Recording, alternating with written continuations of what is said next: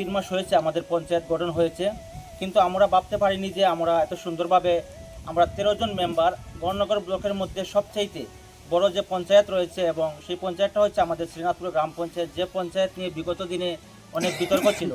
আজকে সমস্ত বিতর্ককে পেরিয়ে আমরা এই জায়গায় আসতে পেরেছি যে আমরা 13 জন মেম্বার একসাথে একই একই জায়গায় বসে আমরা এলাকার সমস্ত শিক্ষা প্রতিষ্ঠান এবং বিভিন্ন পাবলিক প্লেসে আমরা যে জলের যে সুবিধা, বিশুদ্ধ পানীয় জল ব্যবহার করার জন্য আমরা যে ফিল্টার বিতরণের প্রোগ্রাম করেছি, তা অত্যন্ত আমাদের কাছে আনন্দ লাগছে। আশা করি আমরা আজকের এই প্রোগ্রামের মাধ্যমে বার্তা দিতে চাই, যারা আমাদের শ্রীনাথপুর নিয়ে বিগত দিনে বিভিন্ন ধরনের মন্তব্য করে গেছেন, আপনারা দেখবেন আমরা যে দিন রয়েছে আগামী দিন আমরাও চেষ্টা করব আমাদের পঞ্চায়েত থেকে এলাকার উন্নয়নের জন্য, শুধু ফিল্টার নয়, আমরা এলাকা উন্নয়নের জন্য আমরা এই 3 মাসের মধ্যে আমরা এই এলাকার মধ্যে আমরা 14টি রাস্তা বিক্সলিং কমপ্লিট করেছি। এছাড়াও আমাদের পঞ্চায়েতের মধ্যে আমরা একটা মহাদেবতলী সহ বিভিন্ন মেনটেন্যান্সের কাজ আমরা সম্পূর্ণ করেছি। তা আপনাদের প্রত্যেকের সাহায্য সহযোগিতা এবং আমাদের গণনগর ব্লকের বিডিও মহোদয়ের তৎপরতার কারণে এবং সাহায্য সহযোগিতার কারণে আমরা এগিয়ে যেতে পেরেছি। আমরা আজকে এই প্রোগ্রামের মাধ্যমে এই এলাকার মানুষের কাছে একটাও বার্তা দিতে চাই যে আমাদের পঞ্চায়েত যেভাবে চলছে আগামী দিন আমরা এর চাইতে ভালো একটা উদ্যোগে নিয়ে যাওয়ার চেষ্টা করব। আপনারা পাশে থাকবেন, আপনারা কারো কোনো কথায় সমালোচনাতে পড়বেন না।